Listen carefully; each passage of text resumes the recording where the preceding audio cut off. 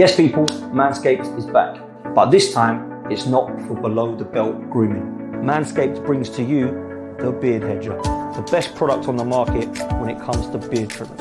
The Beard Hedger is unique due to its number of gradient settings. As someone who's purchased this, I won't turn to any other beard trimmer. Check it out for yourself at manscaped.com. And don't forget to use code FTM20 to get 20% off of this product. Yes, big up. What's happening, people? Hope you're all well. 12th man is back. Arsenal Talk is back. Arsenal Roundabout is back tonight. I've got myself, Kenny Ken, Alex from Forder on Football, Northside in the house.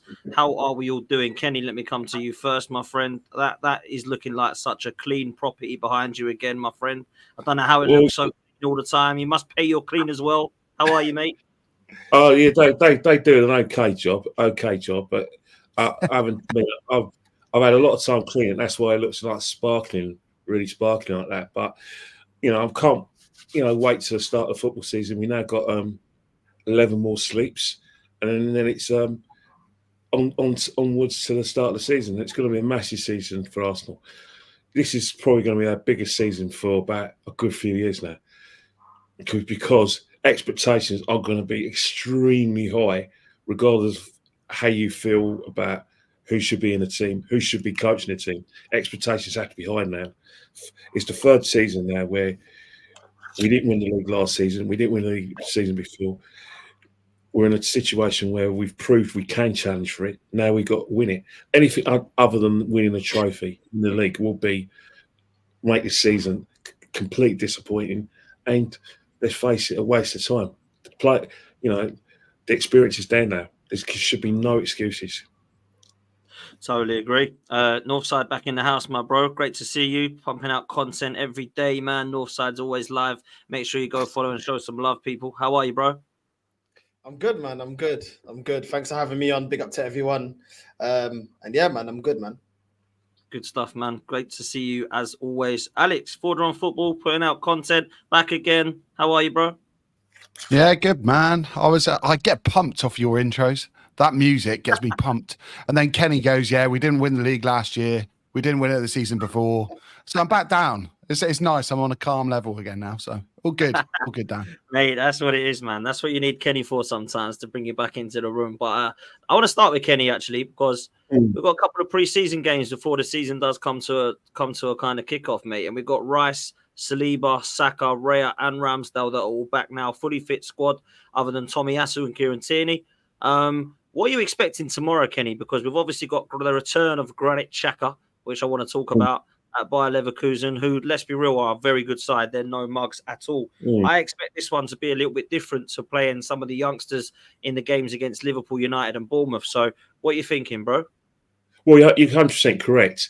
The fact is that we need to be playing closer to the team that's going to play in 11 days' time against Wolves, because we need to hit the ground running. And we can, like bedding Saka, obviously begging Rice as well, because modern day players these days, it's not a case of them going on holiday and refueling. A lot of them go, would take personal trainers with them, or sometimes they go to training camps because they want to sort of make sure they're fit for the start of next season. Let's remember Saka and Rice be smarting, because they'll be frustrated with the fact that, England didn't win the Euros, so they're going to be coming out angry and ready for the season. In terms of team selection, 100% they've got to start, really got to start. And I think they'll be ready as well, because, again, Mikel is going to want to, make sure that those players have some sort of first in football. They're not going to, play the whole game, but they're definitely going to, play some part. I wouldn't expect Saka to start, but Rice may say, look, I'm ready to start, and let's have a go. I think the best way of, getting yourself fit for the Wolves game is playing those games. So I do expect them to be part of it.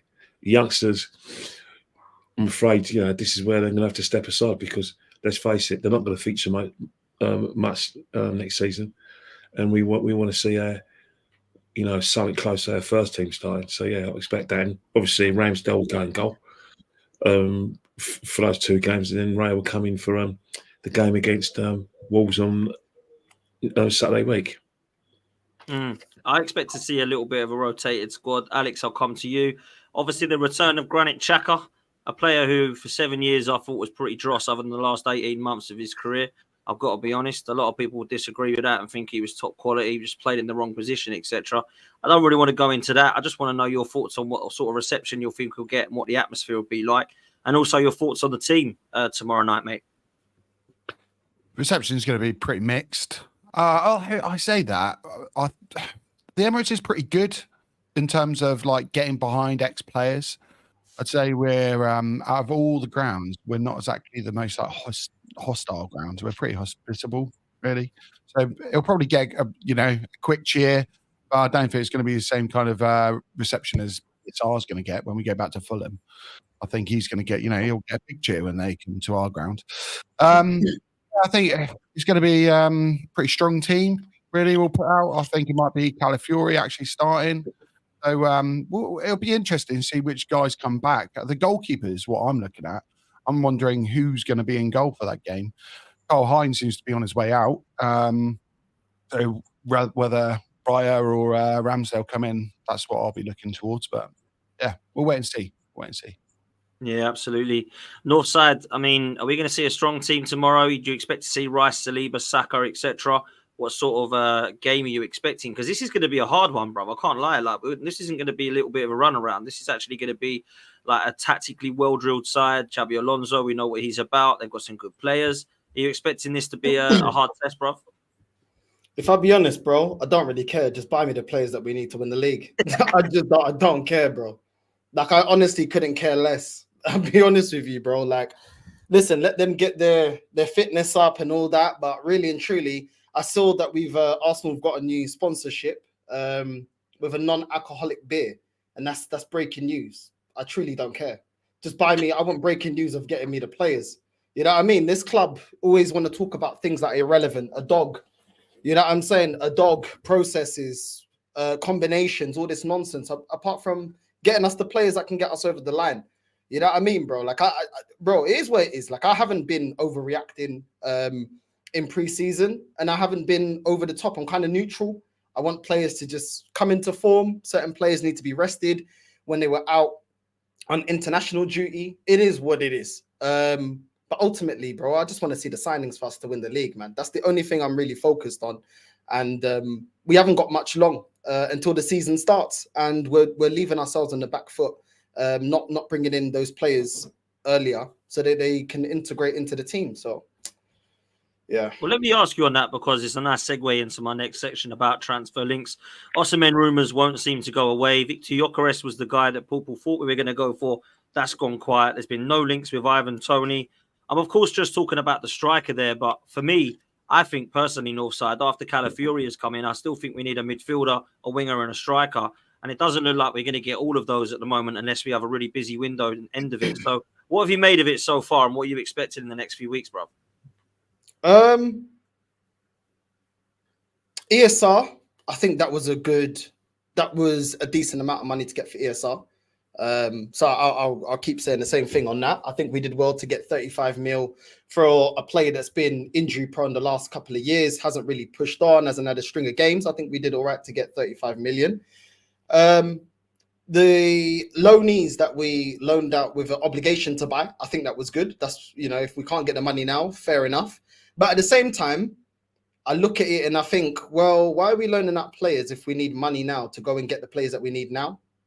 So it's just like, we'll wait until the end of next year. But at the end of the day, we need it. Well, I don't know. I don't know what's going on financially, but it seems like we haven't got the money to get the players that we need. So why are we loaning out these players when we need the money now, and we can use the money now to strengthen the team? I've just been underwhelmed. This has been how it's been for Arsenal the last 20 years, when we needed to replace Patrick Vieira, when we need to replace Henry. We're always short. And the longer that we take to get these players over the line, the more expensive these players are going to be. And I'm not impressed, Dan. I'll be real. I'm not impressed, bro. Like, we know who are we looking for to rotate with Saka? What's going on with the stuff that we're listening to about the club is happy? They're more than happy to keep Eddie Nketiah if we can't agree to sell him to Marseille. I don't think it's good enough, bro. I don't think it's good enough. we're not going out there to get Olmo, which I would like. When we haven't got a right winger that we're linked to replace Saka, we haven't got another striker that can actually score us the goals necessary. Nah, man. I'm not happy with the way that we're doing business. Interesting, man. Kenny, I know there's some time to go. Calafiori is the only one in the door. Merino rumours that's probably going to be the next one.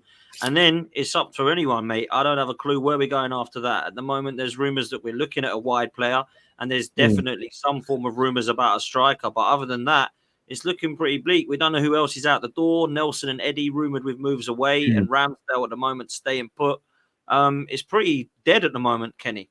It's like that for every club, really. I think what's happened is that the PSR rules, like it or not, has hit football pretty badly, and it was going to hit us like a ton of bricks, especially after what we spent last season.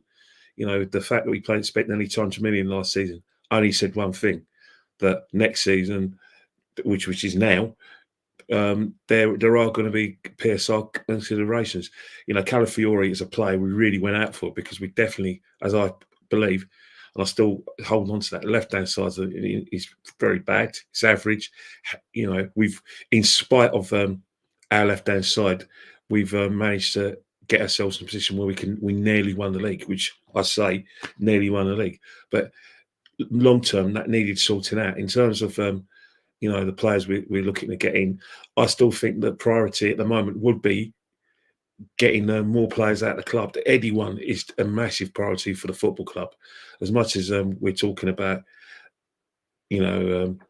players like a Merino coming in. You know, there's rumours about Osimhen. Ivan Toney rumours are not really the rumours that the club have been talking about. It's rumours the fans have been mentioning. But the club are definitely prioritising something with Eddie. As far as I know about Eddie, the personal terms have been agreed. It's just that Marseille don't want to pay the extra €7 million euros, but let's face it, that's going to go to 11 now because Eddie, there's no way whatsoever Eddie can be at this club. One, for his career, and two, in terms of where we need to move on. He's not going to play. He's not going to play. If you go by what happened last season, I can think of about 2 or 3 players that Mikel would rather play up top than him. I mean, Jesus is not even a guarantee for a starting position, and he was the main before he got injured. So it's one of those things where there isn't a place for Eddie in his team, just like there was no place for Emil. There isn't a place for him. And another player that I want to gone is Reece Nelson. It's not going to happen for you, Reece, at this club. You're not going to play. You know, right-footed players playing right on the right just don't exist no more. We're in an age of inverted wingers. And if you want to be, if you think if there was a position for Reece, it's on the left-hand side where we're not strong, in my opinion, but he won't get a game there either. With Martinelli and Trossard, he's not going to get a game. So he's another one we should be getting rid of. You know, get them, do what Chelsea are doing, which is making profit on their academy players. Obviously, fans don't like that, but it's all about getting the money in. Take what you can for Eddie Nketiah, take what you can for Reece Nelson. I'm hearing rumours about Leicester. Let's get rid of them and let's get our players in. Because the only way we're going to get any movement in terms of more income is if we deal with the outgoings. They're the ones I think are holding us up. I really do. And the Eddie one is down to Arsenal. Would you have accepted that, though, Kenny? 27 million. I would have just said yes. Oh yeah, definitely. But the fact is that it's all about the problem is Arsenal have to look at the situation and say and accept: is he an asset? This isn't the days of Wenger where players like Hleb, Van Persie, Overmars, Petit, Nasri, Fabregas, Adebayor, they're all assets. So of course, we were going to get our asking prices for these players, but these are actually excellent players. Excellent players. Eddie's not an excellent player. He wasn't a great servant for us. So when we're asking for, like big money, yeah, we probably asked him for big money because of his age and because of what he could do in France. But to actually think that, we're going to be getting 34 million isn't going to happen. It doesn't matter if he came on in the last 5 minutes of an England international. I think that's what the club holding on to. He's not an asset. Take what you can. Same with Reece. Get them off the books and get players, facilitate their departures with players who can actually help us challenge for big trophies. Because, as I said before, we need to do a lot of surgery in this team. And what I mean by a lot of surgery is get players in who can actually help us compete in all fronts. As I said last week, everyone talks about overhauling Man City winning the league. I think it's bigger than that. If you want to be the Arsenal that most Arsenal fans think we are, then Arsenal have to be changing all fronts. You know, I don't want to hear any excuses. No, we can't challenge for the League Cup or the FA Cup because we just haven't got the squad. Well, get those guys out, get players in, and then we have a situation where we have players who can actually push for places. All this backup thing, I want that stopped as well. I don't want backup players. I want players who can challenge Xhaka and say, right, I'm coming for your place. Or the same with the defenders. I like Calafiori to sign him because he can genuinely go up to Saliba and go up to Gabriel and say, right, I want your place. And no one will bat an eyelid if he starts because of the experience he has. And you only have to watch the Euros to know that he's a fantastic defender. So that's the calibre of player I want and what I need. But we're not going to get those calibre of player unless we get rid of the dead wood. And I'm sorry, those two players are dead wood. The sooner out, the better. Yeah, facts. Listen, Alex, I'll come to you on that same point because I don't think we're going to see any more incomings until we see outgoings, to be fair. Maybe Merino might be the one that gets done because obviously he's back from holiday now and it looks like that's all agreed. But I don't think we're going to see a wide player or a striker coming in until the other two go. And I think if Nelson and Eddie go, we need to replace them both because Nelson will be the right-sided player or the left-sided player that goes to the winger. And then Eddie will be going to be the striker that goes. We're going to have to get them both replaced, in my opinion, and upgraded upon. But I think we're mucking around with this. I would have 100% sold Eddie Nketiah for £27 million. Marseille are potentially saying, no, thank you. We ain't paying any more. He's on 100k a week. We ain't paying 35 million euros for it. And I don't think Premier League clubs are too interested in that deal either. And as for Reece Nelson, I think Leicester are interested in doing a loan with an obligation. But I think they want to pay about 15 to 18 and we're asking for 20 to 25. It's becoming a little bit silly now, if I'm honest. From both clubs, I've got to say, from both clubs, from them and from us. We've just got to come to a grown-up compromise and get it done or move on and try and sell them elsewhere because the clock is ticking, Alex. Do you know what I'm saying? We've missed the boat on Eddie getting the most money. We should have done it years ago. I remember when he was coming through the ranks. He holds the record for England under 21 goals, doesn't he? I'm pretty sure he still holds that record. That was our moment. We knew he wasn't going to be the right mold of striker we needed. And he was never going to he's not going to, he doesn't have anything physically or to his game that I would say is like a superpower. Do you know what I mean? You get certain players who've got speed and you go, Jesus, how are you meant to keep up with that player? Or they're just physically imposing and you can't get the ball off them. Or what does Eddie have? I mean, he's a good poacher in the box. That's about it. And for top teams, you need more than that. So that's what we should have done. We should have got rid of him there and then. As time's gone on, we've given him the 14 shirt. We've given the 100 grand a week. So over the last 2 years, we've paid out about £10.5 million in wages on that boy. Do you know what I mean? So I look at it and we've made mistake after mistake after mistake with Eddie. And that's just the way it is. So really, I mean, if you asked me at the beginning of the transfer window, I would have got rid of him for 10 million. But maybe the club, the only kind of shining light, that maybe the only little bit of, glimmer of hope might be that the Alvarez deal has gone through for so much money. Maybe that's going to make the market slightly higher. So now we can kind of turn and go, hang on, this is another player who scored goals in the Premier League. He's not a starting striker, but he's always available. Maybe we can get a little bit more. I don't know. I think maybe that's a 1-2% chance that can happen, but we need him out the door. And like Kenny says, I said last time I was here, I want someone who's going to be a moments player. I want more kind of ceiling raisers rather than floor raisers. We've got El Neni out the door. We've got Cedric out the door. ESR's gone. Eddie and Nelson have got to go now. And we've got to see someone big come through. And I don't really care if it's like a right winger, a left winger, a striker. We just need someone who gives us something else. Probably someone who can stretch the play, or someone who can kind of make it a bit more difficult against those mid blocks or low blocks, because that's where we suffer. I say we suffer. What we missed out on the title by 2 points last season, so it wasn't that bad. But it seems like the club are addressing at least the problems we've had. So in build up, Calafiori makes a huge difference. I think people will be surprised. I think Gabriel will sit out a couple of games this season, and I think some people have had loss. I'll look at it and go, actually, that's going to change the way we build up. And against certain teams, that's why Zinchenko's still part of our squad. I hate him in defense. I hate, like, defensively, I just can't look at it. But he does give us something else in build up and going into like a box midfield. Calafiori, I think that's the step forward. So they've done that. They're obviously looking at a left eight in one way or another, someone who wins duels, someone who's aerially really good, someone who's going to get forward on the blind side. So we're looking at it. I wouldn't be surprised if, late in the window, we get a winger or we get a number 9. But who that is, I don't know right now. I think it's going to be domino effect, and we're going to have to pounce, kind of like the Ozil deal where we did deadline. Because the last 2 weeks of this window, or the last week of this window, I think it's going to be mad. I think it's going to be one of the biggest last week windows we've seen in a long, long time. Because clubs have, over the last, 5 years, everyone's kind of gone, actually, you need them in for a preseason. You need them to get used to systems. They never used to be that way.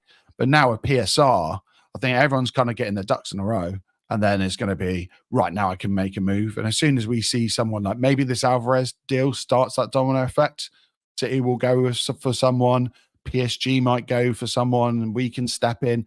So we'll wait and see. But hopefully we get the money we want, and hopefully we get the deals we want now. So. Listen, I think you spoke a lot of facts there, brother. I completely agree with a lot of it. And a moment's player is definitely what we need. I understand North side that PSR gets involved. I understand that. But as far as I'm concerned, there's only really Ramsdale and Partey that I looked at and thought, I'd rather keep them if no one's going to come in for the fair price. When it comes to Eddie and Nketiah and Nelson, I think we've just got to kind of take what we can, get the 100% profit through the door, and then move on to the players that we need, brother. And I'd love to get your opinions on this one, because you and I said ages ago, why are we keeping them and why are we putting them on a 100K a week project? A K a week wages. And me and you were told it's because it then holds their value. That was what we were told. It holds their value then. So when you want to sell them, you get loads of money for them. Well, that's worked out well, because that's a load of bullshit. So we can't sell these guys now, and everyone wants them for pennies. So I understand PSR's coming in, and it's potentially ruined some people's business. But we've put these guys on 100K a week, so nobody can now afford to give us the proper money for them, because they've got to pay for their bloody wages, which this manager give them. I don't get it, man. I never understood the backlash me and you got for that. We were like, why are they getting 100K a week? You don't understand. It's going to sort out their value when we get rid of them. And here we are. What is happening here, bro?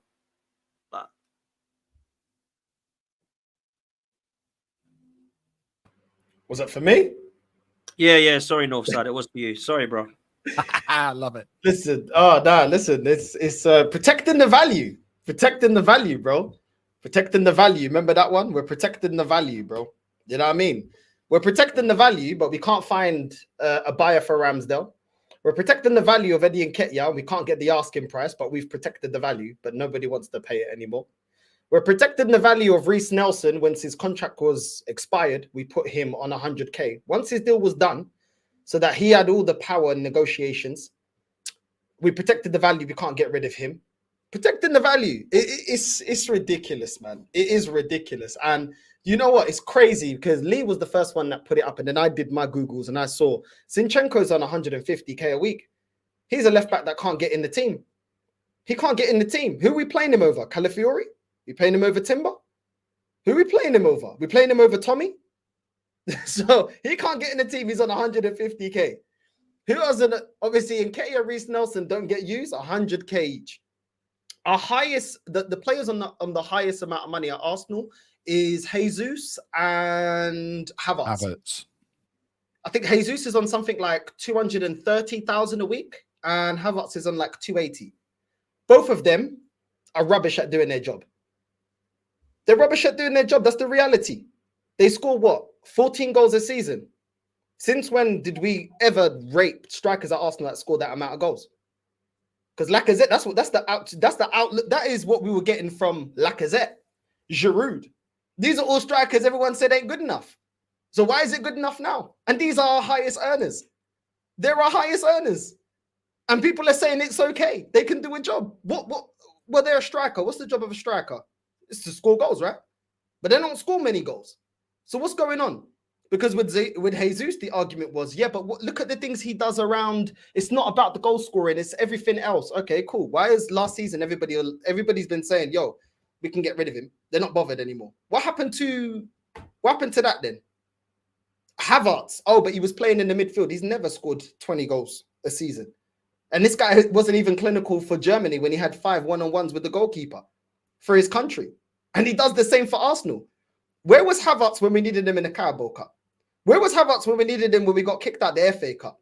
Where was Havertz when we went up against Bayern Munich and we needed to win? Where was he then? Where was he against Porto when we got taken to penalties if this guy's so clutch like they gas him up to be? Where was this guy when we lost both games to Aston Villa? Or at least the last one when we were still in the title race. Where was he? If he's so clinical and he deserves all the praise and he deserves to be on the highest amount of money at the club, where was he? It makes no sense. But this is Arsenal Football Club. This is what happens here. You know, we justify players that ain't good enough. And the people that are telling us, oh, just get behind the players and don't complain. But there's been a history of this. Remember when they gassed us Iwobi? Remember when they gassed us Iwobi? Remember when they gassed us Lacazette? Remember when they gassed us all these players, bro? You know what I mean? Remember when they said, oh, Joe Willock? No, we don't want to sell Joe Willock. No, we can do a job. Now look, ESR, they tried to gas me, bro. The guy, he may be a decent player. He's not world class. The problem is, what about Charlie Patino? What about Aziz? This football club has a history of gassing up players that aren't good enough. Remember, it's the same fan base that before he went to Chelsea, don't let them gaslight you. Before Mudryk went to Chelsea, all Arsenal fans were convinced we needed Mudryk. It's only because he went there and he failed. Then they flipped and tried gaslighting that they never wanted him. This is why I just go with what I see and what my eyes see. It's not good enough, Dan, yeah? Because at the end of the day, yeah, Edu, I saw an interview from Edu, his own words. He said, he was justifying why Mikel and him had to overhaul the team and build the team the way the team is now, yeah? He said, if we have the backing to make all the decisions that we want and bring in the players that we want, the project will take 3 to 4 years. If we don't, it could take up to 9 years. Well, you have had all the decisions your way. You won the battle against Ozil. You won the battle against Aubameyang. You got rid of the players that you didn't want to. You re-signed the players that you wanted to. You bought Kai Havertz. You bought Jesus. You've bought and re-signed 3 strikers. You bought about 3 or 4 goalkeepers. You bought now 3 or 4 left backs. The whole midfield is revamped by you guys. Fabi Vieira was bought by you lot. Tavares was bought by you lot. So you've been backed. And now what? You're telling us, oh, it takes 3 to 4 years. Well, we've passed the 4 years, but you've been backed. So basically, both of you should be sacked. And it's Edu's words, bro. But people won't look at that. It's easier to come on and say, oh, you know what, Northside and Dan Potts are negative. Well, the person that's running this project said, if they get all the decisions that they want, it takes 3 to 4 years. We're on phase 5. And we still ain't won nothing. Listen, bro. How can you argue with that? Listen, I've got a lot on. There will be people in the chat, people listening to this that think you're negative and you're toxic and what you're saying is out of order and all this stuff. But I personally feel like what you're saying is absolutely true. And I feel this is the time to get across the line. I wanted us to win a trophy last season. Everybody said there was context as to why that we should be believing and stuff like that. And you know what? I thought fair play, taking him to the last game of the season. But you've got to go and win something and get it across the line. And to Matt, you've got to go and get the right players. And for me, we're still short in a few areas. And I've got to see the Cronkies, Edu, Arteta, Garlic, all these guys come together, Kenny, and get that across the line. This window needs to end perfectly, in my opinion. Well, 100%. Look, the fact of proofs in the pudding, you know, that Mikel knows the situation, what we need to do to win the league in terms of like points gained and points that we shouldn't be dropping. You know, let's be honest now. For us to win the league, we've got to score at least over 90 goals and get probably about 92, 93 points. Where previously in 2018 and 2019, that wouldn't have been enough. That would probably got you third because of the levels at which Liverpool and Man City were at. And I'm talking about the 2019 season. That's what I'm talking about. But in terms of like, you know, where we've got to be, we've got to hit that ground running. And as you said, it's the squad that we need. Look, for all the criticism we may get for being negative, let's not forget who's the most demanding out of everyone connected with the football club. It's the manager himself. It wasn't me that was trying to replace Martinelli with Mudryk. That was the manager. It wasn't me that decided that Aaron Ramsdale kicks the ball into the abyss and wanted to get Raya get Raya in instead of him. That was the manager. The manager is the one who is the hardest taskmaster. In fact, everything we've said, we only take the keys from the manager. He ain't happy that left-hand side. Hence the fact that Martinelli's been in and out that side, and Trossard, he's now trusting Trossard. But if you think, for the life of me, that he isn't going to think that's not right, then you're mistaken. There's a lot of people who are critical of the situation when Ramsdale got replaced. But the fact is, the manager's got a particular style of play. Let me tell you something now. If you're a player at this football club, don't think your place is safe. You're not Xhaka and probably not Martin Odegaard. The manager changes the way we play every season. That was 3 years ago. Kieran Tierney, future Arsenal captain. What happened to that? He went and got Zinchenko. Oh, Zinchenko. They even, like I said, did a Spandau Ballet tribute song to him. How did that end? 18 months later, we're all saying he's crap. Let's get rid of him. He can't defend.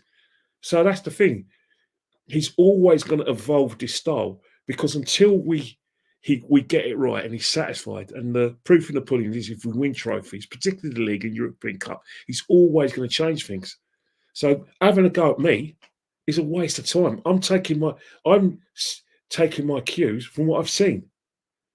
It was Mikel who put the idea into my head about Martinelli, and then when I had a look for myself, I agreed with the guy. And that's the thing. I'm not a Mikel fan. I think he's lucky to be our manager, and I'd like to see him replaced. But a lot of decisions, a lot of the things he do, I agree with it. I agree with Ramsdale not being the number one. I agree with the Martinelli situation, and I agree with the Jesus thing, which means what I want is if that situation, get the best players available. This isn't a process anymore. It's not a process. This is the finished article now, and what you need to do is add to it. Don't just put all your eggs in the basket winning the league. You got Champions League to win. Let's not forget a pretty, inexperienced Champions League team got to the quarterfinals and lost to a Bayern Munich team to raise their game against us. So with better players, we can expect a bit more this season coming. The same in terms of the FA Cup and the league. Let's stop using this crappy phrase, free hit. Who uses free hit? Oh, yeah, the judge. I swear to God, when he said about a free hit, I swear to God, I felt like giving a smack around that bald head of his, you know what I mean? Lovely, really. But, I don't want to hear about free hits. I want the best players playing for the best team who I believe is the biggest club, the third biggest club in the country. Let's act like it. Let's get the big players in. All these things you're talking about, all these views we've expressed amongst ourselves in terms of, Reece and Eddie and, how Northside's saying, this player's not all that. That shouldn't be our level. We shouldn't be, talking about players who are not Arsenal level. We should be competing for the best players available. That should be what we're doing. Arsenal should be a club where we think, you know what, this side can go somewhere. This side is one of the biggest clubs in Europe. We're going to win things here. I want those players in. Do all your PSIs if you must. Get rid of the deadwood, but act big. You've got the money. The money's there. You're not a poor club. You're not in financial trouble. Take a risk, because the only way we're going to be able to, win the trophies we should be, and then when we win the league, start dominating and creating a dynasty as we get the best of the best. Starting with this season. Facts. Kenny, facts as always. Alex, let's come to two players before I got a couple of questions to come to the last part of the show with for all of you. I want to talk about Osimhen because you believe Osimhen would be a good striker for us, and I've spoken to you about it before. Victor Gyökeres is another guy we're linked with. I don't understand how Ivan Toney is still at Brentford. I can't believe that. I thought somebody would have come in for him now. I would have actually taken Ivan Toney, although people don't seem to like that when I say that for some reason. So what are you at with the striker situation? Do you think Osimhen's the one still, Alex? Yeah, I mean, for me, stylistically, Gyökeres is like more of a me striker. Same with Isak. I look at those two guys, and they've got a little bit more ornery about them, and I love the way they play the game. Like pick the ball up, carry it. I think for this team, though, we know that with Arteta, Kenny Ken just said it then, like he has a certain way of playing. And I think Osimhen's the player that fits the mold up there. Havertz and Jesus aren't going to win us the title. That's my opinion. I think they'll get us close again, but they just won't get us over the line. Same Champions League, they won't be stepping up at those big times. But I look at Osimhen, he is in the top, he's one of the top players percentile-wise of taking shots and for touches in the box. And we've got too many players that come deep and facilitate, which is fine. I don't mind, our wingers getting involved. But when you look at Martinelli last year, Martinelli was constantly isolated, never in central zones. And that's why he had like a lack of good performances last year. We saw it time and time again. And Trossard was the one who was coming inside. He was able to play that game. Ironically, we're playing Xhaka, and I hate to admit, he's been a massive loss because that left-hand side has dropped off a cliff. So we need an Osimhen, and he's going to be someone when you get crosses in the box, Havertz is there. He creates a little bit of mayhem. You get a cross in the box with Osimhen, he's going to be gunning for that. It's a complete different style of play. He's a player that's going to run to the channels. He's you probably would have seen the highlights of him. He can get the ball back to goal and still turn, still get a shot off. And I think sometimes people get a bit mixed up with like XG, and they talk about, Havertz XG slightly better than Osimhen's.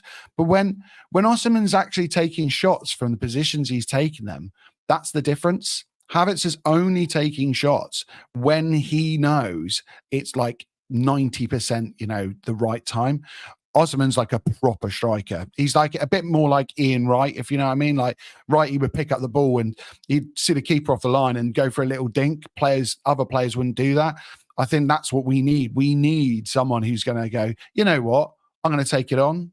I don't care. And he won't. He's had, Napoli fans who are horrible at times, going for him. He's not going to worry about our fans. He's not going to worry about, it's Champions League, quarterfinal, Bayern Munich. I'm taking a shot from outside the box. I'm not going to keep passing it and passing it and passing it, or wait for Xhaka to come inside, or wait for the good. He's going to take it on. And he also won't be worried about Arteta, because I do feel that sometimes, as much as Arteta has taken us, he has developed us. Is he hamstringing some of our wingers? Could Saka go up another level if we said, you don't have to do as much defensive work? Actually, you can take a man on. You can take a shot. Because sometimes I feel like ball retention's like number one priority for Arteta. So maybe we need someone like that. My only reservation with Osimhen is the injuries. And also, can Arteta actually handle a player like that? Because he's not going to, he's not going to shirk it going in at halftime when we're losing 1-0 and he sees something going wrong. He's one of these guys who's going to grab someone else by the shirt and have a go at them, probably including the manager. And that's, we've all seen title winning teams. We saw the Invincibles. We saw the 98, 99 double winning team. These were full of players with character.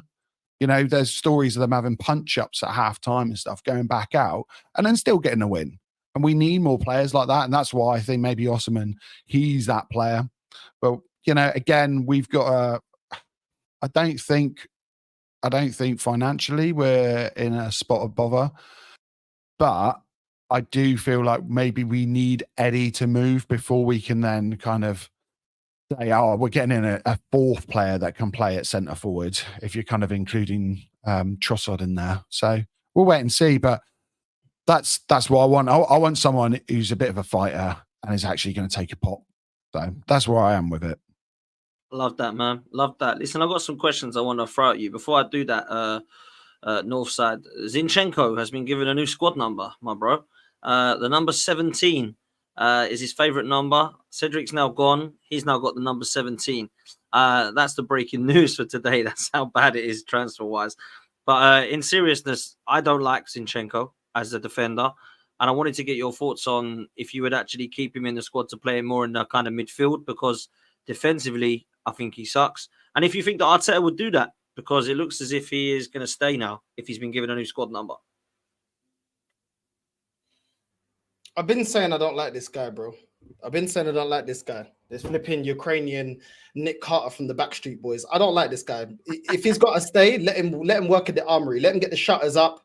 You know what I'm saying? Bring out teas and scones for everybody. Get the biscuits up. Get the team morale up in the club shop. Because the guy is rubbish. Absolutely rubbish.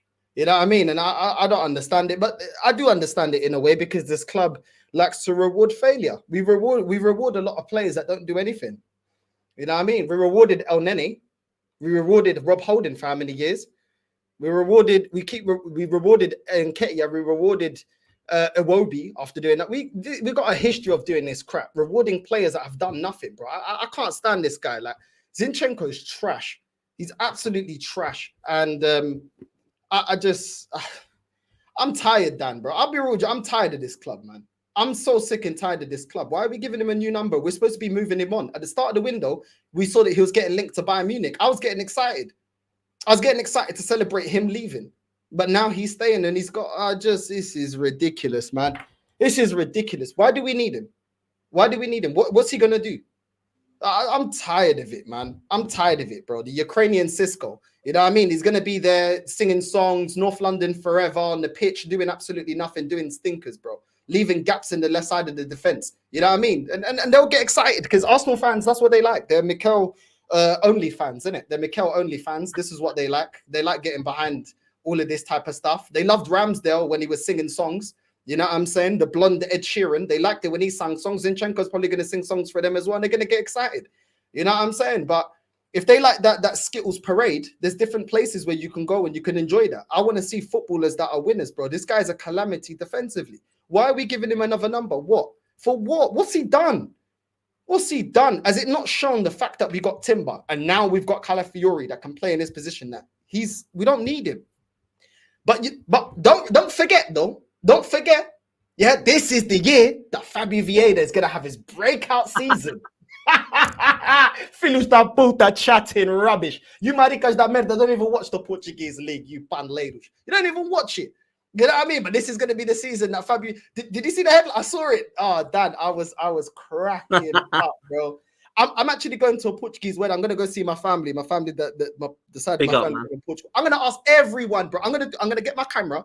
Yeah, because all my family are Portuguese. I'm going to ask them, yo, what do you think about Fabio Vieira? One by one. And then I'll go to my nan. Then I'll go to my aunt. I'm going to go through the whole family, bro. Do you know what I'm saying? Because these guys are gassing up a player they've never seen. He ain't that guy. You know what I mean? But listen, maybe it's... Just wrap up the club, man. This club is bro. It's the most depressing. You feel defeated. Bro. You feel defeated, Northside. You feel defeated. Know what I'm saying? Look, man, I got some questions I want to fire at you guys. And Kenny, I might as well start with you.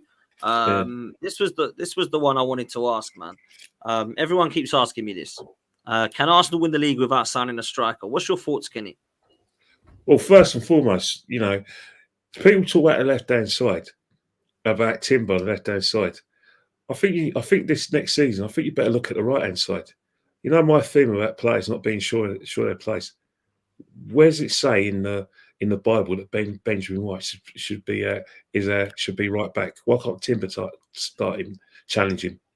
Timber's can play right-hand side of the defence, and he can play in centre half. We already got Calafiori. You know, really watch that space. In terms of can Arsenal win the league without signing a striker? Very good question. And I'm going to answer it because statistically, no, we can't. We haven't been able to do it. Now, if you look at last season, everyone talks of, Lee last week was mentioned how we scored a record amount of goals, 89 goals. But Man City scored, how many goals they scored? About 93 goals. Who got the golden boot that season? 27 goal, Erling Haaland.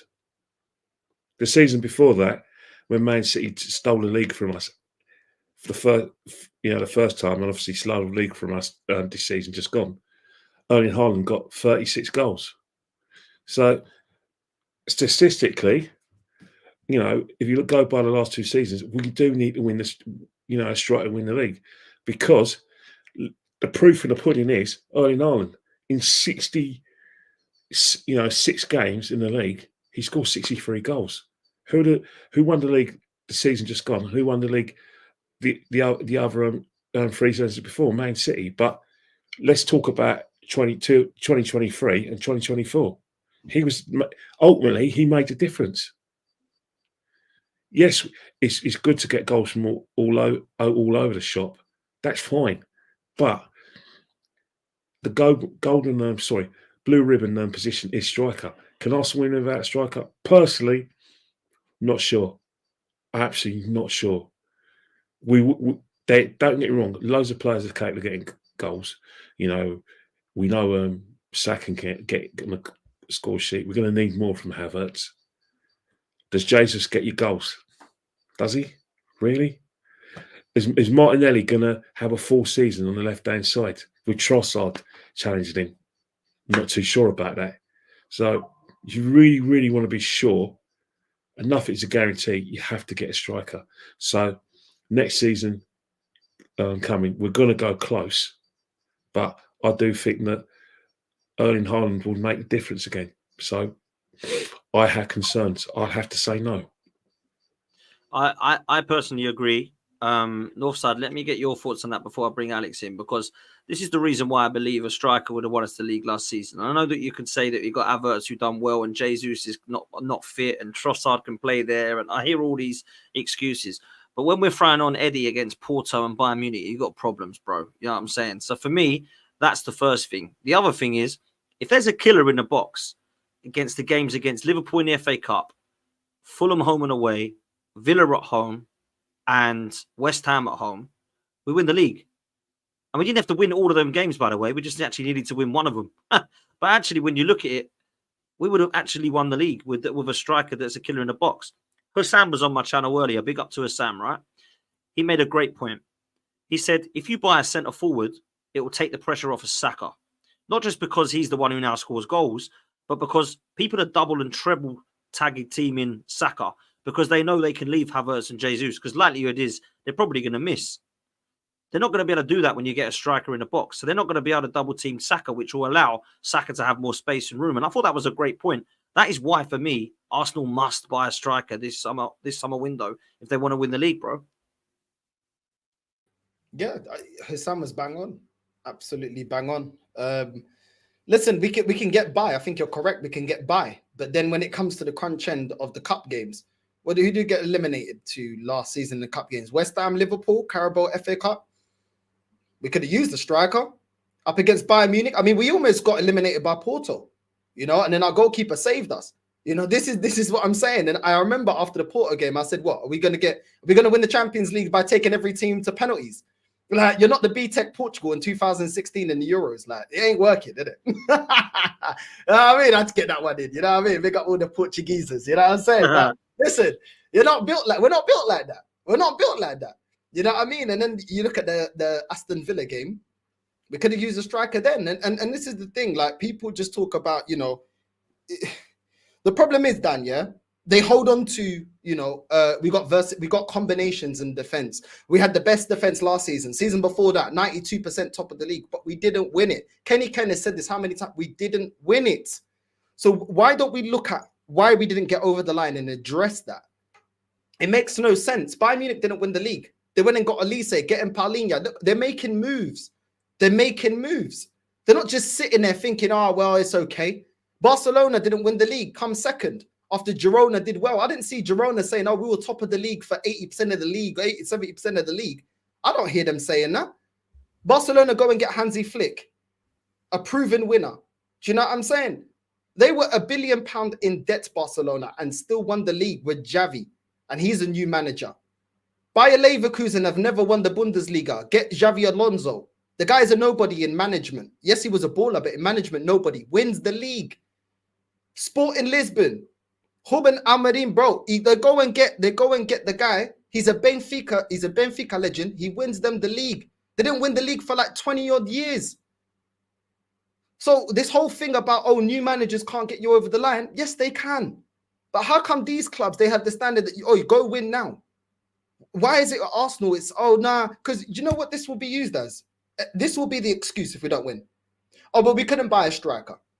But then during the season, Dan, I was on your chat. I was on your show a lot of times. I had talked to a lot of people that didn't agree with me. And they were like, oh, but we can't buy a striker in January. Because they said last January, going into January, the whole fan base, whether you're Arteta in, Arteta out, said we needed a striker. We went into January, we didn't get a striker. When I complained, when you complained, when Kenny Ken complained, they said, you can't buy in January. Then buy in the summer then. There's only 2 windows. Which one are we buying a striker in then? You know what I mean? And this is what it is, Dan, yeah? I feel like with this club, yeah, ultimately, I feel like we've already, for the ownership, Arteta's already reached what they want, which is Champions League football. And what they're showing me is if Wenger could continue to get top 4, he would not have got sacked. He only got sacked because he got out of the top 4. Arteta will only get sacked when he comes out of the top 4. If he finishes 4th, he keeps his job. Any 4th and higher will keep his job because they still got the Champions League money. They still got the revenue. They still got, the ownership still make money. It's still a money spinner. As soon as he drops out of top 4, that's the only time when they'll look to move him on. The aspirations of this football club is not to win. It's to get Champions League football and get the revenue and the riches. That's the reality. In the last 20 years, we have turned into the new Tottenham Hotspur. That is the truth.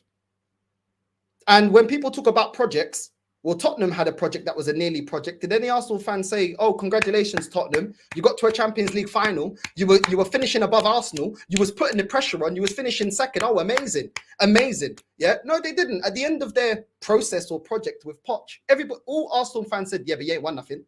So why is it different when it's Arsenal Football Club? Why is it? Because it's your club. Because it hurts your feelings.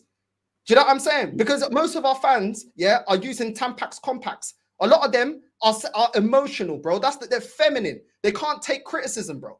They can't take it. It hurts their feelings. They start getting on their time of the month. The reality is we ain't won for 20 seasons, 21 seasons. We ain't won it. That's not what I'm saying. That's a fact. But us presenting the truth is, oh, you're negative. Negative for what? What's positive about not winning a league title in 20 years, never winning the Champions League? What's positive about that? And last thing I know, because I like going on a run, because this club pisses me, this club vexes me to the max. Yeah. If Man United or Chelsea, if they manage to win a major honor before us, conversation over. What's the excuse? If Tottenham with their new system, I don't believe they will, but if they do, because they're starting their project way after we started our project and process. What if they win a major honor? What's the excuse then? Exactly. It'll be silence. It'll be silence. Because then what? Well, man, let's hope that don't happen because that would be incredibly embarrassing. That's for sure. Listen, Alex, I feel like I've asked you this question a million times. I'm going to move to the next one, which is on about that I keep getting asked. These are questions I keep getting asked. So I wanted to bring them up. Who replaces Martin Odegaard if he gets injured? The reason I brought this one up, 1, because I keep getting asked it. 2, because I'm struggling. Because at the moment, we've got Ethan Nwaneri, who's a very young player who looks very promising. We've got Fabi Vieira, which I won't say too loudly because Northside will start ranting about again. But for me, they're the only 2 players, really, I see that can come in for Martin Odegaard right now. And we've sold Emil Smith-Rowe. The player I would like is Eze, because I believe Eze can come in and play in a number of positions. I've mentioned to you before that he can actually cover for Saka, competition for other places, Odegaard's role, left 8 role, actually a winger as well if you want to play him on left. I honestly believe that this is a problem if Odegaard was to get an injury. Now, I'm not saying that he's going to, and hopefully he doesn't, touch wood he doesn't, right? But if he was to get a long-term injury, he's quite a durable player. But anyone can get injured, man. Who the hell comes in for him? Do we need to get somebody else that can play in this role, do you think? I'm telling you, it's Fabio Vieira's year.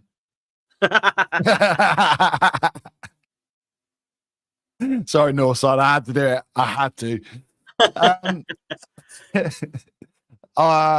Odegaard worries me. If he goes down, I think I was looking. I think he's only missed like 9 games in total since he's come here, which is mad. But we're Arsenal Football Club, and all 4 of us know. Everyone in the comments knows we have got an injury waiting to happen to Saliba, Rice, or Odegaard. It's bound to happen. We've seen it with so many players in the past. Do you remember Eduardo? Number 9 on fire. That's the last one of the last strikers I can remember. Proper gunman, and then he goes down, never see him again. It's horrendous. And that's what I worry about, because Odegaard, I think he's like the top player for passes into the box in world football now. Like, he is that good. His pressing is unbelievable. He instructs everyone on the pitch. If he goes, it's not just what he does on the ball, it's everything. Our defense is suddenly completely different. And I wonder if he did go down, I don't see Arteta trusting Vieira. I don't see that. I think last year kind of showed the amount of games that he played. The end of the season, ESR started playing, didn't he? No Vieira. Like, why was that? ESR's out the door now, so there's a reason why. There's a reason for this, So it can't be Vieira. I think it's too early for Waneri. Like, as much as I think he's probably the best fit, I don't think in that position. But then, having said that, we all remember ESR and Saka standing up. They're the ones who kind of got us out of the mess that Arteta had us in the first place. So I think what Arteta would do would play Havertz in that role. For me, I wouldn't be happy with that. I think we need something better. For probably right now, the best option we would have would be Saka playing in the 10, because he's one of the only players with that kind of responsibility and know-how of he'd be able to pick up the ball, make progressive runs from that. He's clever enough to play there and disciplined enough to play there. But to be honest, we'd be at shit creek without a paddle. We really would be, I worry he's probably the player now. Yeah, him, maybe Saka. He's probably the player that if he went out, we'd have the biggest drop off, because at least with Saka, you might be able to say maybe Jesus could play on the right. Before I worried about Saliba going down. Now we've got Calafiori in. Okay, it's not perfect playing a left footer there, but he doesn't really have an angle bias, so he might be able to play there. Odegaard, I mean, I don't know about you guys, but I would be seriously worried about where we end up. I think that'd be the difference between us challenging for the league and then challenging for top 4. Like, that's how big a drop off it is. It really is. In regards to Eze, I'm still not 100% sold on him, just simply because of the money. And I think in terms of because I want ceiling raises, and I think, would he play right wing instead of Saka? No. Would he play 10 instead of Odegaard? No. Could he play left wing? Yeah, but he can't collapse our midfield, and that left-hand side would collapse, similar to what happened to England. He loves cutting in on his right, so I can't see him as a left winger. Maybe as left 8, but again, does he have the discipline? So for me, Eze would be it'd be an ideal signing as like a cherry on top of the cake. But right now, we need to get a proper left 8, someone who knows that role like Xhaka did. We need a proper striker or a proper left winger that can actually hold the touchline and then move in later on. But in regards to Odegaard, I don't know. Let's Dan, why don't you just step in for one of the friendlies? We'll see how you get in there, mate. Because I don't trust Vieira, to be honest. You don't want me playing. Fabio Vieira is definitely a better footballer than me. Trust me. I can tell you that. Kenny, I'll come to you. I mean, Alex brought up a great term there. Remember Tony Adams years ago said, he'd be the cherry on top of the cake, but Arsenal need a cake first. That's quality. I was like, that is class. I mean, Odegaard, I like him, I rate him, and obviously he's highly rated, one of our best players. And I'm not saying he's going to go get an ACL or that Saliba's going to be out for the season or Saka is, but you've always got to look at the worst case scenario in each position and go, wow, if he gets injured, he comes in. And I'm just looking at this position now, Kenny, thinking, where are we at? Now, there's a couple of players that will be in link with Pedro Neto, Eze, Leroy Sane, Morgan Gibbs-White I saw a couple of days ago as well. So I don't know if we are going to be looking at replacing Smith-Rowe. So I want to get the question to you is, do you think we'll get an attacker that can cover this position as well as Saka's? Or do you think that we might just get a winger and not so much someone who can cover Odegaard's place? Well, players you named, a couple of those players you named, that I think I think Tottenham are more advanced in getting them than us. Neto is more likely to go to N17 than us, and so is Eze. As much as we like that, I haven't heard anything of any substance to suggest that Eze's come to his football club. All I've heard from substance, and that goes as far back as the even North London derby, that Eze was Tottenham's guest at the North London derby. They have regressively gone after this player. I'm hearing that they're going after Neto. Not saying that that we can't get them, but I don't see Arsenal going for those kind of players. But in terms of who else did you mention? You mentioned Merino. Neto, Morgan Gibbs-White. Morgan Gibbs-White Gibbs-White's a very, very good player because one thing he does similar to Odegaard is the pressing. He really, really, really gets in your face aggressively, especially without the ball. In fact, he's very good without the ball.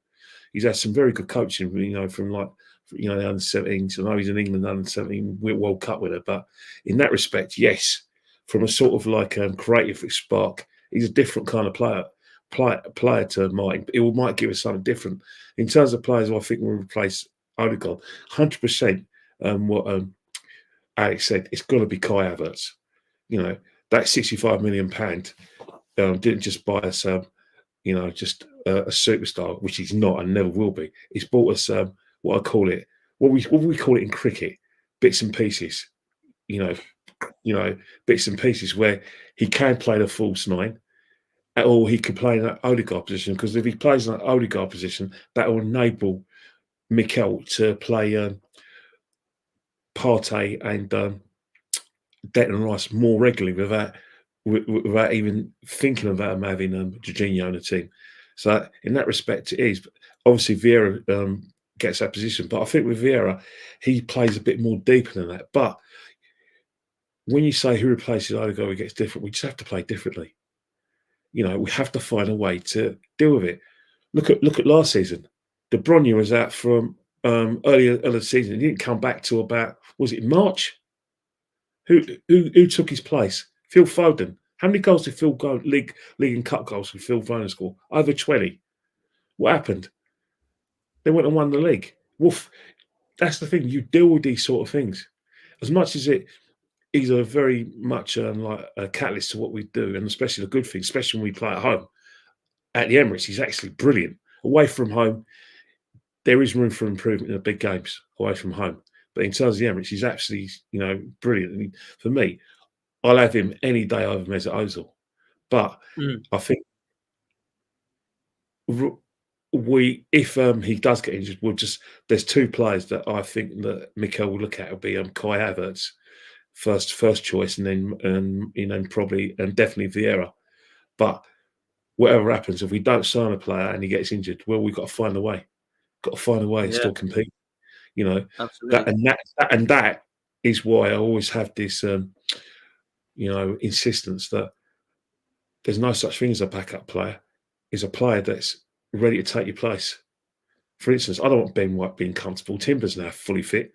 I want Timber to fight for that place. And if Timber takes that place, then tough luck on Ben White. I couldn't care less if it upsets him. I couldn't care less if Saka gets upset. I don't want to hear this thing. Oh, you can't sign this player because we've got Martinelli. What we won. Players are dispensable to me. And if Odegaard gets injured, the in-trade doesn't change. The objectives doesn't change. Still got to, go win that league and win trophies. Yeah, absolutely, man. And do it with the players within. They'll have to step up. Kai have to step up. Kai have to be that 65 million player we've bought. You know, as if Arteta's gassing up, Vieira, well, if Odegaard gets injured, show us it made off, mate. Go on. That's a challenge. I agree. Listen, I think you're spitting facts. Northside, I want to come to you on this question, but I also want to throw this one in there as well as the last one. Which player has the biggest season ahead of them? And what I mean by that, I keep getting asked, like, who's got to impress this year? So there's a few players for me, but I wanted to get your thoughts on it as well. And I'll let you touch on the Odegaard thing if you want to as well, bro. So over to you, bro. Now, Odegaard, I agree with everybody else. Odegaard, we've even said it before. I wanted that Olmo. I think Olmo had a really good Euros. I would have liked to have gone for Olmo. Barcelona struggling to get him over the line. Why don't we just go for him? I don't really understand why we can't. We could use the ESR money. We should be able to sell Ramsdale. With the sales of just those two, we should be able to buy Olmo. He's around, from what I've seen, about 60 million. Well, we've got 35 for ESR. Sell Ramsdale for at least 30 million. There you go. There's the money, and you ain't even touch the budget. But in terms of which player has the biggest season ahead of him, I think Kai Havertz, because I think deep down a lot of Arsenal fans are being disingenuous about how they feel about him. I think their true feelings was when he was at Chelsea. Now he's an Arsenal fan. They're trying to rewrite the script about he's an amazing player. The argument with him has always been last season was, but he was playing like 17 games in the midfield, and wait till he plays as a striker, he's going to be clinical. So we'll see.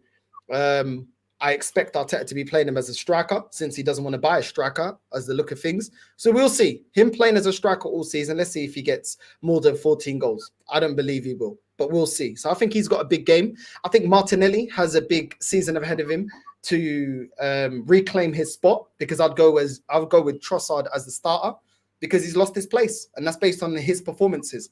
If he gets minutes in the cups, then he has to prove himself and give the manager a headache to make himself a starter in the Champions League and the Premier League.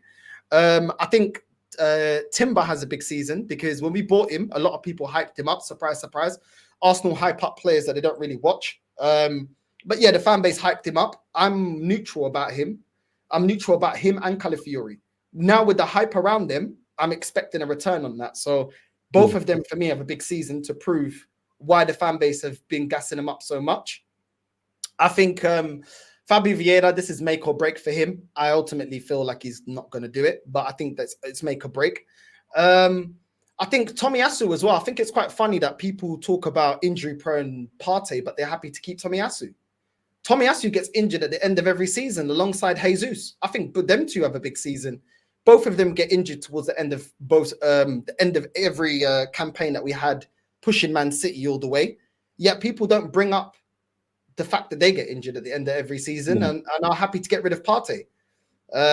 As always, Arsenal fans have got double standards. When they like a player, like Tomiyasu and Jesus, they'll give him more time. When it's Partey, he's injury prone.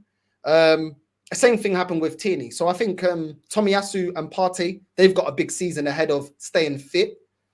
Who else would I think has got a big season? Raya as well. You've displaced Ramsdale, but you haven't got us over the line yet. Both Raya and Ramsdale in goal have got us to second place, but not over the line. He has to justify Arteta's decision in making him the number one. So I think he's got a big season ahead of him as well. I don't think he's miles better than Ramsdale. I think he's a little bit better, but I don't think it's miles ahead. So I think there's a couple of players that for different reasons have a big season ahead of him to prove why the manager's been trusting them. Yeah, facts, man. What about yourself, Alex? Same question to you, bruv. What are you saying? I don't think there's many players left in the squad, is there? Northside's just named 80% of them. First name that kind of goes out to me is Martinelli. I think, he had a huge season a couple seasons back. Last season, he just didn't look the same player. And he's one of the few players who've got pace in our team. We lack searing pace. And I look to him as like City, when we go there, when we go to the Etihad, we need an outlet. because we know Arteta is going to just sit back. He's going to block up the midfield. He's just going to make it hell for City. Let's be honest. And the reason we didn't win that game, which I was livid about at the time, that I'm now, to be fair, but like we just needed an outlet and we didn't have that. And that's one of my big problems. Again, I go back to Havertz and Jesus and having a player up front who can make a difference.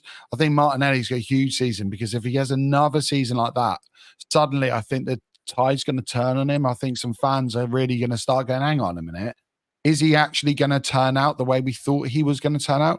Because when he first burst on the scene, everyone went, I for one said his ceiling was probably going to be higher than Saka's.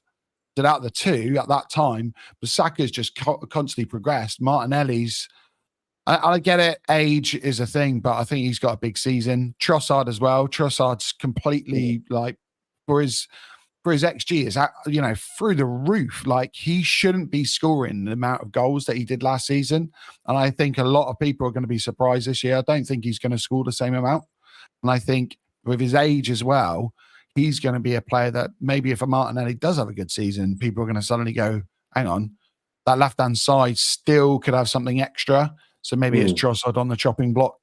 Definitely right about Timber. He's had a huge injury. Word is he might actually be injured at the moment, and maybe it's not just a case of rehabilitation and, he missed the last game because he was meant to. And if he's injured again, he's going to be added to that list of Tomiyasu, Tierney, Zinchenko, defenders that we can't rely on. And as good as I'm in the camp right now, I think he was an incredible buy, especially for the money. He's on the ball. He is unbelievable. And he's actually like, you don't really notice it. I saw him up close and he's actually built like a tank. He's such an interesting player. But if he's out for another 6 months, that could be the end of his career at Arsenal, because suddenly we're in another position where we've got a player that we've spent this money on. And although for his potential and his ability, it's good money, we're going to be in a position where we can't offload him again. Because right now we can't get rid of Tomiyasu. We can't get rid of Tierney. We can't get rid of Zinchenko. He's going to be in a position like that. So he's got a big season ahead of him. And actually, I think Declan Rice, he's going to be my last one. I think Declan Rice had a superb season. Don't think anyone's going to argue about that. However, I think he's going to play more games as a 6. And in this system, if Calafiori doesn't step into midfield like we think he's going to do, if Timber doesn't do that, I worry about Declan Rice receiving the ball and turning, because he turns like a ship. So I think sometimes people talk about him, passing sideways. I think that's a little bit over the top. But I worry. He's not like one of these players who, he's constantly looking over his shoulder and ball comes to him, he's gone. He's not that type. And I think if he plays as a 6, it could be suddenly like a little bit different how we look at him and we perceive him. I think in the number 8 role, the one thing he's had is he's had a little bit of safety behind him. He's had players in Partey and in Jorginho who can pick up the ball, and they're able to do that. I think Partey, people forget how good he is. He's not physically in the same, level that he was a few years back, but he's an incredible player in all facets of the game. And I think as much as Rice is like, he's a dual winner, he's a physical specimen, he's got these ridiculously long limbs. He reminds me of Vieira. You remember when people used to try to get past Vieira? Yeah. And suddenly his leg extends. You think, how the hell did he get that? That's what I think of Rice. But to me, he's nowhere near the same level on the ball as a Vieira. So he's got a big season for me, and it could be, that first season, that dream debut season's out of the window. So we'll wait and see, but let's just hope they all have big seasons, because we got to win we've got to win the title this year. We have to. We've gone close. We've gone close. We've gone close, and I think there's not going to be a better time than this year to beat Pep, because after this season, we're going to have other teams catching us up, and they might then spend big after November and the so-called charges, and we'll see what happens with that. So, man. Wait and see. No, I love that, man. Love that. I'm going to answer this question in a little bit of a different way. For me, I'm actually going to bring up a player that I don't think you've brought up as much. Jesus, man. for me, he has one of the biggest seasons in the whole of his career, in my opinion, because the guy is injury prone. The guy has not been a great signing for Arsenal, in my opinion. He's come in as the number 9. He's not been able to hold down that position. He's not been clinical enough. He's not taken us to the next level. He's not brought in the experience and winning mentality that we expected him to, because we haven't got across the line and won it. Unfortunately for him, his knees are going to be playing up this season and have one more chance to prove that he can actually play fit for the whole season. Because people talk about Kieran Tierney, and Northside rightly said Tomiyasu Partey. Jesus is in that bracket for me as well. The guy just literally plays a few weeks of football and then his knees are bad again. He needs another operation. Well, let's get this sorted, man, because it's ridiculous. This guy is on a lot of money a week. He was bought for about £50 million. He was supposed to be our number 9, and he hasn't been able to deliver that in the last couple of seasons. So this season for me is the biggest one in the whole of his Arsenal career and footballing career, because otherwise, real talk, I'm going to try and flog him off to Saudi if he doesn't have a good season this year, because he's doing my head in, man. Like every season, I'm like, right, come on, this season. So for me, I think Jesus has got the by far the biggest season ahead of him. And then the other one I'll say is Martinelli, but in a good way. I actually feel like, personally, this could be a real good season for Martinelli, because I think he could flourish, because our left-hand side is probably going to get sorted. Yeah, you've mentioned Rice in the 6. Merino, if he comes in the door, will probably play in the 8. You have Calafiori and Timber that can play left, and that will then stabilize what has been a ridiculously lopsided team for a long time now. This left-hand side, it has taken us so long to sort out this left-hand side. 4 or 5 years, we've had about 12 left backs. No one can hold down the left 8 position. We still don't have a number 9. And Martinelli, I'm not making excuses for him because his performances were poor, but Saka's got like Odegaard, Saliba and Ben White around him every single game. Martinelli's got different man next to him every single game he starts. And that's why he's lost his place, in my opinion, because he hasn't had, in my opinion, a run of games where he's thought there's a little bit of sustainability here. So we have to make things a little bit easier for Martinelli, in my opinion. And that's why I think that it will flourish if we get these signings right. So they're the two that I'm going to go with in terms of one for like, you know, one that's got a big season that needs to prove himself, and the other one that I actually think will flourish. But Kenny, I don't know where you're at on that. We've kind of mentioned every single player before we close. So what do you want to say, bro? Well, first and foremost, let's. I think Arsenal fans need to sort of like belie the myth about what Jesus brings was meant to be into the club, and to a certain extent, and what Zinchenko is meant to be in the club. Everyone says that they were going to bring these winning mentalities to a football club. I'm sorry, I don't remember them being the players who were catalysts to Man City winning big trophies. I think Jesus' best season when he was Man City was 14 goals. They were players who were part of a very good squad, which facilitated Man City's domination. But in terms of coming to us, you know, Man City weren't exactly saying their best players. You know, the fact is they had to raise their levels, and for a time, you know, they made very good first impressions, but their actual Man City form came to fruition. What we've seen from both players is what we were seeing from Man City. They're not as good as we think they are. We're only bigging them up because they had the association with a machine, which is Man City. But in terms of Arsenal, two players who have the biggest season ahead of them, 2 players. First is the most obvious. For me, the most obvious one is Kai Havertz. At the end of last season, I said I want 20 goals from Kai Havertz this season, and I want just as many assists in all competitions. Because I'm sorry, for a player of the ability that I think he should have, he's got to deliver those kind of numbers. We can't have a situation where the numbers he delivered at Chelsea are going to be good enough for a club like us. No, it's not going to be good enough. I want better than that. I want that level of football from the Kai Havertz this season, because he's flattered to deceive last season. But, you know, rational person will say, right, it's his first season. He's just trying to acclimatise their way of playing, even though he's played in English league. But give him that. Second season, he's got to hit the ground running. There's no excuses. No, he's got to fit his way in. You know, he should be raring to go after he had a big season, big finish last season. Next season, nothing other than those numbers. I'm not even going to, you know, even like accept anything less. especially with the price tag he has and with the potential he has and what we need of a player that experience. We're not talking about a youngster. We're talking about a player who's experienced international for Germany, as well as a Europe Champions League winner. So him, 100%. And the other one is Bukayo Saka. Bukayo Saka needs to have a massive, massive season. You know, his numbers were very, very good. But I always said that if you go by stats, it means you don't know the game and don't watch the game. No Arsenal fan will watch Saka last season and say, from what they saw, and in terms of like his affected games, that he had a great season. He didn't.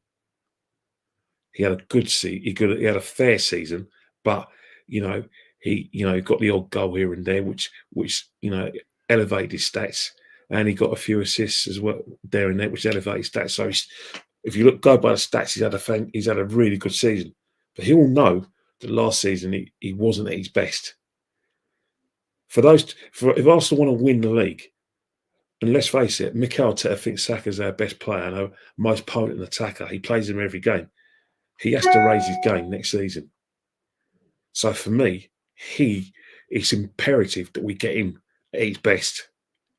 Because we get him at his best and at the levels he should be for a player with the hype and with the footballing ability he gets, then we will go very close to winning the league. I want Saka to be the catalyst for us winning it. That's why it's a massive season. If the consensus says that he's our best player, then the player with the biggest season ahead of him should be him. Always, every season. Kai Havertz goes without saying. He had the very quiet period when he first started. Then he got it back a bit, but there's still a lot of Arsenal fans that said, "No, I'm not convinced, not happy with him." You know, is it his form or is it class? We need to see if he's a class player. That's why he's got a massive season ahead of him. As Ian Botham said, the cricketer, form is temporary, class is forever. Well, go and prove it, mate. Because so far, since you left Leverkusen, all we talked about is what you're going to do and how far you're going to go. Not that you're at this level. Come on, mate. It's about time you delivered on a consistent level at a big club. So you two, up your game. Fair play. Fair play. Love it, Kenny. I'm going to end on a couple of super chats. This one comes in from Snake Eyes. Says the best goalkeeper we had was sold to Aston Villa. Arteta created an unnecessary goalkeeping issue. We should have never sold Emi Martinez. Big up, Dan. Do you know what's mad? I actually brought this up the other day, saying that Emi Martinez, Kieran Tierney and Aubameyang still haven't been bloody replaced, and neither's Granit Xhaka now. And they weren't even any of those players. They needed all to be replaced, man, and none of them have yet. So it's time to replace them. Hopefully Calafiori's done that at left back. We get Merino in. Hopefully that does that for Xhaka. Get a striker in for Aubameyang and a goalkeeper. Well, David Raya and Ramsdale have no idea what's going on. You know those players you mentioned. Two out of those players, one was for a disciplinary issue where Mikel Arteta had to win it. The fact is, whatever you think of Mikel and how justified you feel you should, you can't do that to your manager. You can't get away with it. If that Aubameyang got away with that, Mikel Arteta might as well pack his bags and go back to the Basque country. He had to win that argument, regardless of how great Aubameyang is. You can't do that to your manager. Can't do that. No, I agree. I agree. And anyone thinks it's because he was late, then you're an absolute pork chop and you're going on that way. It's about replacing him, though. I've got no problem with him leaving. I think the Martinez one. I think that there was a clash there as well. He made demands. Either you play me number one or I'm off. He said, all right, get lost. Because he already promised label number one. So those players were, a lot of that was down Aubameyang, Mikel had to win that argument. Martinez was down to the manager's ego. What he saw was insubordination. And these are facts. Yeah. Well, listen, we need to replace these players this window, that's for sure. Red and White says, big up Dan and the lads. I'm glad I caught a live finally. If we don't sign a striker and a backup for Saka, we've got problems. Listen, man, that's what we've been talking about this stream. We all agree with you on that one, that's for sure. And I hope that the two that come in cover those positions. Listen, we're going to close it there. Big up to Kenny. Big up to Alex. Make sure you go follow Alex on Forder on Football, who's got all things Arsenal on his channel and all things football. So make sure you go chat over there and subscribe. And likewise, Northside, what you got coming up, bruv? More videos tomorrow, man. The content is dry, man. It's dry. I can't lie. It's so dry, man. But yeah, more videos coming out tomorrow. And yeah, man, just keep working, man. You're working hard, so big up to you, man. Big up to Fodder as well. Big up to Kenny, man. You know what I mean? It's been a pleasure. So yeah, big up, man. Yeah, 100%. Nah, come on, man. It's always a pleasure with talking to you guys. And hopefully tomorrow, Arsenal get back to action and we actually are going to be playing. So it'll be you quite going good. you going to the game, yeah. Karen? Are you going, Kenny? No, I don't do pre-season football, man. You know, if I want to sort of affect me blood pressure and you know, like I said, put myself you know, in night away have a stroke and a heart attack, at least let the game have something. And anyway, mate, do you remember I don't, you know, watching pre-season games is like watching women's football and watching the schoolboy internationals back in the 80s where you were little kids going, you know what I mean? Good luck to them. It's great for them, if you know, but for me, well, I'm actually going with the whole of my family tomorrow. But it's actually the first time that the whole of my family will be going to the Emirates. Everyone's going. Literally, got my niece, my nephew. Niece's first game. She's only 5. Nephew's going. And that's the thing. Love it, man. Not everyone. You know, those sort of tickets are. You know, those sort of games. That's where you introduce fans into the football club. You know, in a game like that, and you know, Saka might get a game. You know, they're going to rewrite history and tell. You know, get a bit emotional about Granit Xhaka, but Granit Xhaka is one of the biggest myths in this football club. I think he's just as big as myth as Mesut Ozil. I tell you, the way some of our fans talk about Granit Xhaka, you want to sort of sit, you know, think that it's a scene out of Love Story. I mean, what a load of bullshit. Sorry, Dad, but come on. Granit Xhaka, Granit Xhaka this and Granit Xhaka that. We were slagging him off routinely. There was actually podcasts dedicated to that guy. And basically, we used to have bullet points of what he couldn't do as a midfielder. Now, we're talking about he's an Arsenal great. Oh, do me a favour. Help me out here, mate. Help me out here and give me some sort of sanity. Just say, well done, mate, and get supporting the players that play for the club. Forget all this nostalgia stuff. I love you, Kenny, man. You won me the league? Big fan, Kenny. No, he hasn't. Off you go, mate.